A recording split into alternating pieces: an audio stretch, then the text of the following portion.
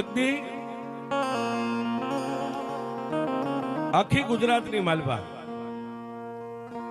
આખી ગુજરાતમાં માણસો ખાઈ પીને વાળું પાણી કરીને બધા હુઈ જાય ને, ગુજરાતમાં એક જ એવું ગામ હતું કે રાત પડે એટલે આખું ગામ જાગે છે.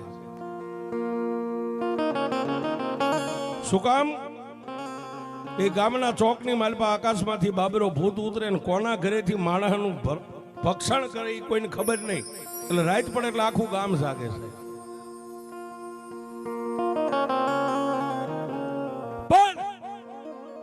પણ સમય બળવાન નહીં, પુરુષ બળવાન.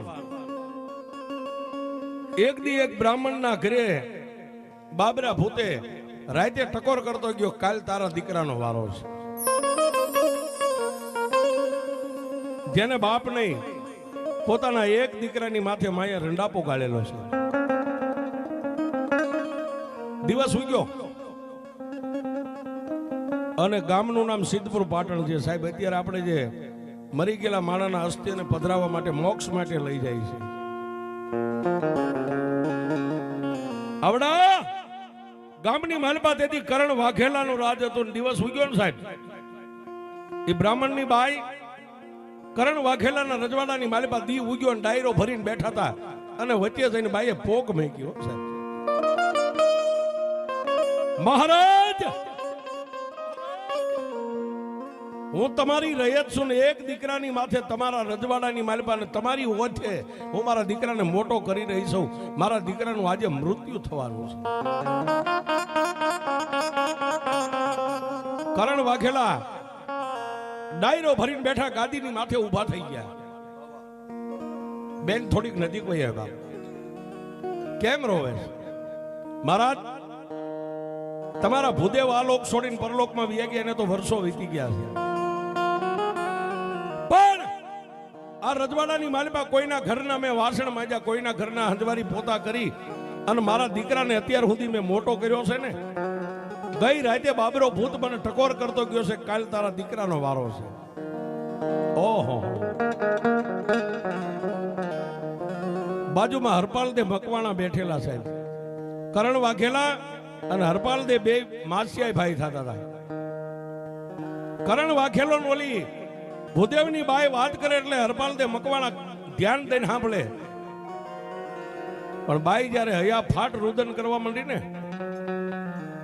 સંસ્કાર છે ને રાજુભાઈ, માના ધાવણમાં બાપના લોહીમાંથી મળે, બજારે વેસાતા સંસ્કાર નથી મળતા. કાં તો એની માનું ધાવણ એવું હોય, કાં તો એના બાપનું લોહી એવું હોય.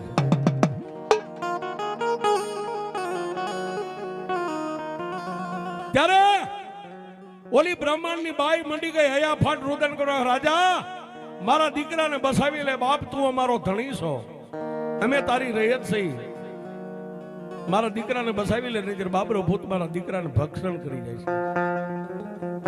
કરણ વાઘેલા તો કઈ ન બોલી ગયા, પણ બાજુમાં હરપાલ દે મકવાણા બેઠા હતા ને ઉભા થયા જઈ અને બ્રાહ્મણની બાઈની માથે હાથ મેકીને કીધું કે બેન, તો બ્રાહ્મણની દીકરી છો ને, હું એક ક્ષત્રિય છું, રાજપૂત છું, હું તને મારી બેન માનું છું, તારા સોગન ખાઈને કહું છું કે જ્યાં સુધી હરપાલ દે મકવાણાના ખોળિયામાં પ્રાણ છે ને, ત્યાં સુધી બાબરો ભૂત તારી ડેલી સુધી નહીં આવે.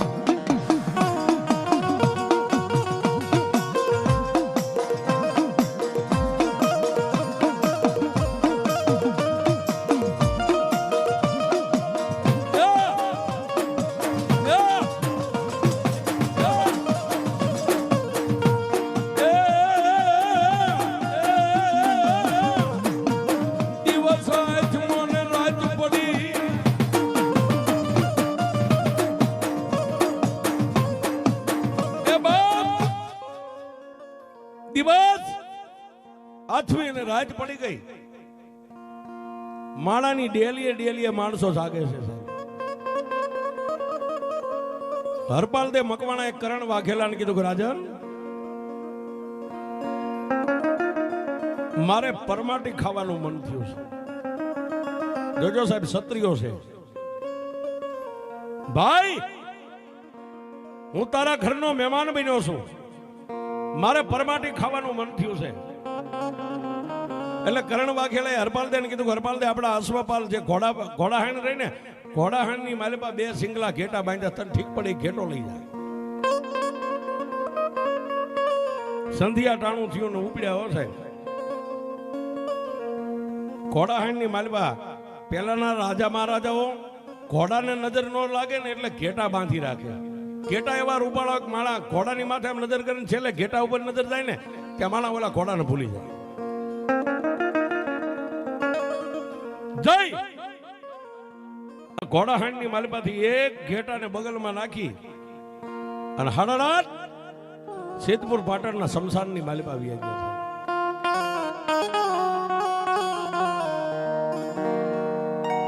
સિદ્ધપુર પાટણના શમશાનમાં જાય કે એક માણાનું સબ હળગે છે.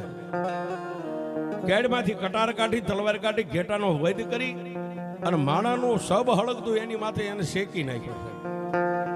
શેકીને પછી ચારેય દિશાએ એક એક ટુકડો ઉડાડ્યો. શું કામ? આ સિદ્ધપુર પાટણનું શમશાન છે. એ આ શમશાનમાં તો કેટલા ભૂખી દુખી આત્મા ભટકતા હોય, જે ભૂખ્યા હોય ખાઈ લેજો. આમ કરીને હાથમાંથી ચારેય દિશાએ ટુકડા ઉડાડ્યા ને આકાશમાંથી હાથ આવ્યો, ખાલી હાથ છે. હરપાલ હરપાલ તું એમ કહેશ ને કોઈ ભૂખ્યા આત્મા હોય તો જમી લેજો, લાઈવ મને ભૂખ લાગી છે. એ ખાલી હાથ નહીં, મસ્તક શરીર કાંઈ નહીં, ખાલી હાથ. જેટલું વધ્યું તું એ માવું શેકેલો હાથમાં મેક્યો, એ હાથ વિયો ગયો ત્યાં બીજો હાથ આવ્યો. હરપાલ હજી મને ભૂખ છે લાય બાપ. તેથી હરપાલે એટલું કીધું કે હવે કાંઈ રહ્યું નથી, હતું એ બધું વેચી દીધું. હરપાલ આકાશમાંથી ગેબી અવાજ થયો. હરપાલ એ મૂંગા પહુની બલી ચડાવીને તો દુનિયા ખવારે, પણ આ તારી કંકુ જેવી કાયા રહી તને ક્યાં કાયમ આવવાની છે? એમાંથી એકાદો ટુકડો કાપીને દઈ દે. પણ મેં કીધું સાહેબ, માના ધાવણના સંસ્કાર. તલવાર હતી, એક જમણા પગની પીંડી ધાડ કાપી, જમણા પગની પીંડી કાપીને હાથમાં આપીને હાથ તો વ્યો ગયો, પણ હાથમાં ઉપર આકાશમાંથી અષ્ટભુજા 8 ભુજા અને સિંહની માથે અસવારી કરીને મારી આદ્યા શક્તિ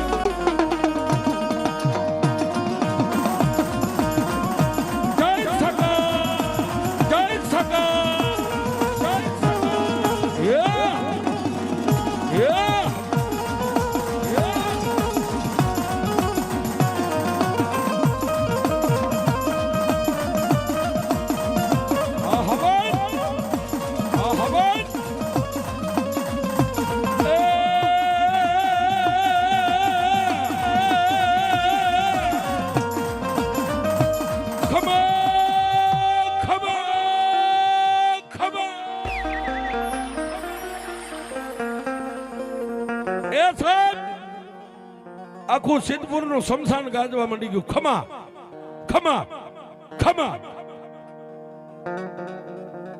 પગની માલમાંથી રુધિર વહેતું છે, એક પિંડી કપાઈ ગઈ છે. એક પગે ઉભા રહી અને હરપાલ દે નજર કરી પણ આંખ્યું અંધાઈ જાય. સાહેબ કોણ છો માં? હરપાલ તારા બાપ કેહર દે મકવાણાની કુળદેવી હું આદ્યા શક્તિ છું. માગી લે. આજ તું માગી નો કરી દઉં તો દુનિયાની માલિપા મને આદ્યા શક્તિ ને મને ઝાલાવાડની દેવીને કોઈ ઓળખે નહીં. તલવાર હેઠે મેકીને માના ચરણ પકડીને કીધું કે એ માં, તારી પાસે માગવાનું કહેતી હોય ને તો તારી પાસે કઈ હીરા જવેરાત રાજમહેલ ધન દોલત નથી માગવું તો મારી જેને મેં આજ માથે હાથ મેકીને બેન માની છે ને એના દીકરાનો ભોગ લેવા બાબરો ભૂત આવવાનો છે ને, બસ મારી બાબરાને એક બંધન કરી લે ને આટલું મને દે, મારે તારી પાસે કાંઈ નથી જોતું. તેથી મારી આદ્યા શક્તિએ પોતાના હાથમાંથી અષ્ટભુજામાં તલવાર હતી.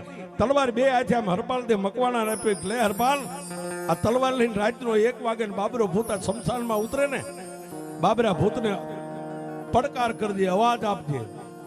બાબરા જ્યાં સુધી હરપાલ દે મકવાણાના ખોળિયામાં પ્રાણ છે ને ત્યાં સુધી હવે આ ગામની માલિપાથી તારે ભોગ લેવો ને તો વિચાર કરવો પડે.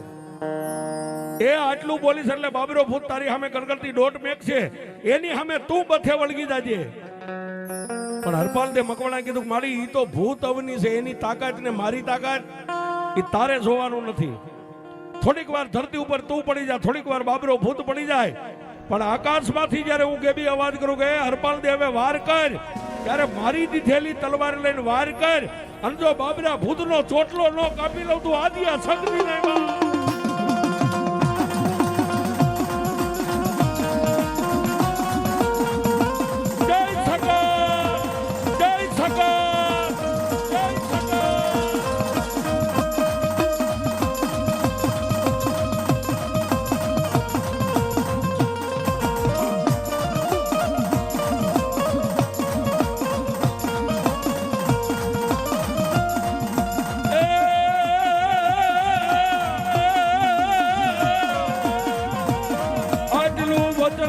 મારી આદિયા શક્તિ હાલી નીકળે.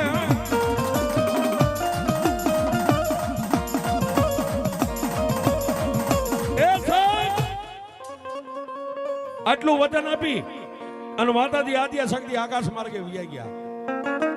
રાતના 11:30 નો ટાઈમ થયો અને આકાશમાં મંડી ગયા દુદુંબી નગારા વાગવા અને બાબરો ભૂત આકાશમાંથી ઉતર્યો. સાહેબ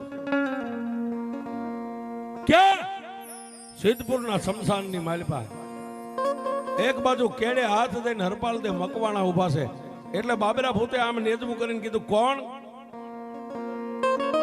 સામેથી અવાજ આપ્યો કે એ બાબરા, હું હરપાલ દે મકવાણો, મારા મારકમાંથી ખાઈ જા. આજ બ્રાહ્મણના દીકરાનો મારે ભોગ લેવાનો છે. ત્યારે બાબરા ભૂતને કીધું હરપાલ દે કે હે બાબરા, જ્યાં સુધી આ ખોળિયામાં પ્રાણ છે ને ત્યાં સુધી બ્રાહ્મણની ડેલી તારો પગ ન પડે. અને બાબરા ભૂતે કીધું તો હવે થઈ જા માટી. અને બે ગજરાત જેમ જંગલમાં હાથી બાંધે સાહેબ, એવું ગમહાણ યુદ્ધ મંડાણું.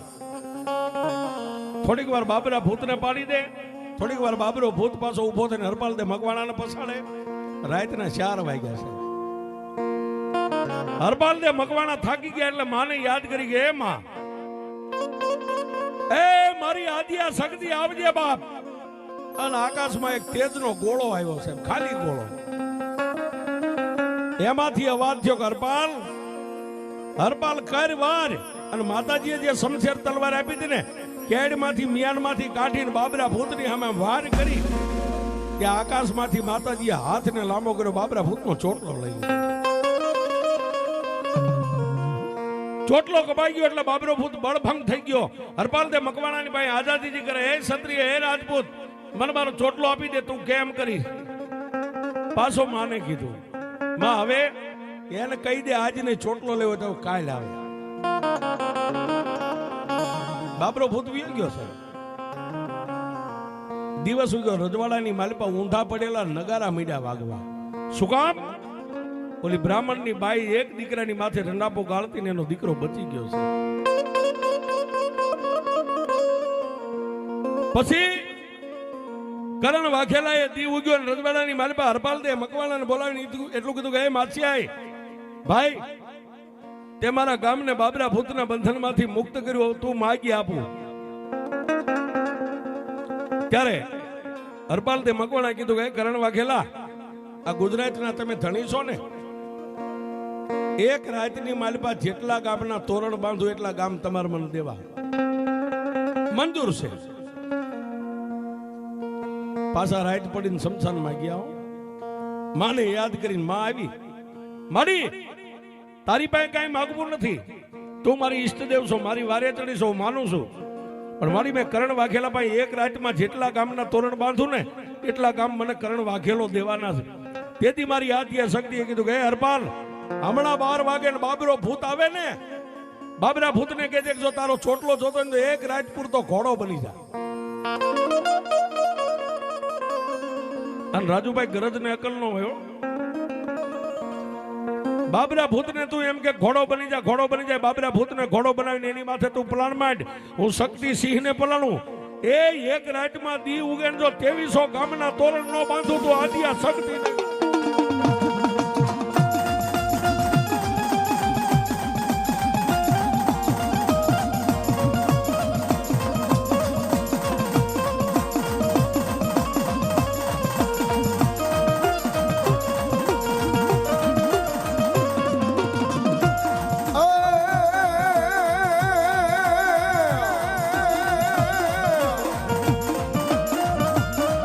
ઘડીએ જીવ ગાડ્યો સગજમાં દી ઘડીએ જીવ ગાડ્યો રે માં દી ઘડીએ જીવ ગાડ્યો મોરી માં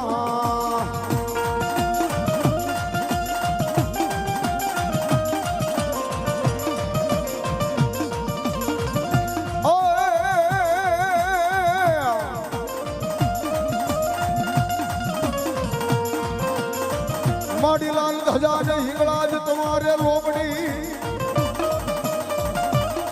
અને હાથમાં લીધી દાદી તલવાર જય હિંગળા પણ માડી સમર્યા પેલા હિંગળાજ તમે સાબદા અરે રે દેવી ખમાયું કેવા માતાજી માં મારી સંત મેકરણની પૂજેલી દેવી એ મારી કરાચીના કોઠાની દેવી મારી હિંગળા જતન બનાવું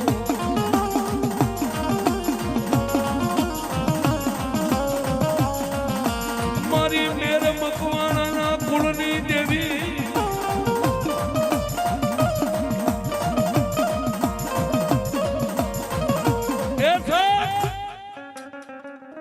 દુનિયાની માલપા જેને 4 દ્રોહ કર્યા હોય ને સાહેબ, દ્રોહ એટલે ગુના, જેને રાજુભાઈ 4 ગુના કર્યા હોય ને એને બ્રહ્મા વિષ્ણુ મહેશ નો બચાવી શકે. 4 ગુના એટલે કોઈ સ્ત્રી હત્યા, કોઈ પોતાની પત્નીને કમોતે મારી નાખી હોય, એક બાળ હત્યા, બાળકને મારી નાખ્યું હોય, એક સંતની હત્યા અને એક ગૌ હત્યા. આ 4 હત્યા જેના હાથે થઈ જાય ને એને પછી બ્રહ્મા વિષ્ણુ મહેશ પાસે જઈને તમે આલોટો ને એ તમને ન બચાવી શકે. પણ જો એ 4 ગુનામાંથી છૂટવું હોય ને તો કરાચીના કોઠે મારી ગાંડી હિંગળાજને પરસવા જવું પડે બાપ.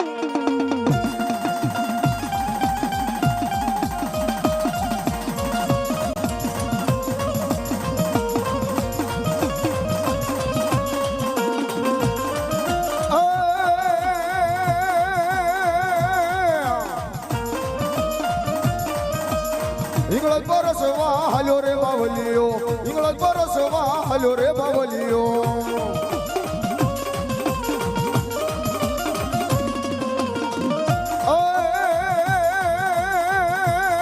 તારી તુમી ના જળ મીઠા રે બાવલિયા, તારી તુમી ના જળ મીઠા રે બાવલિયા.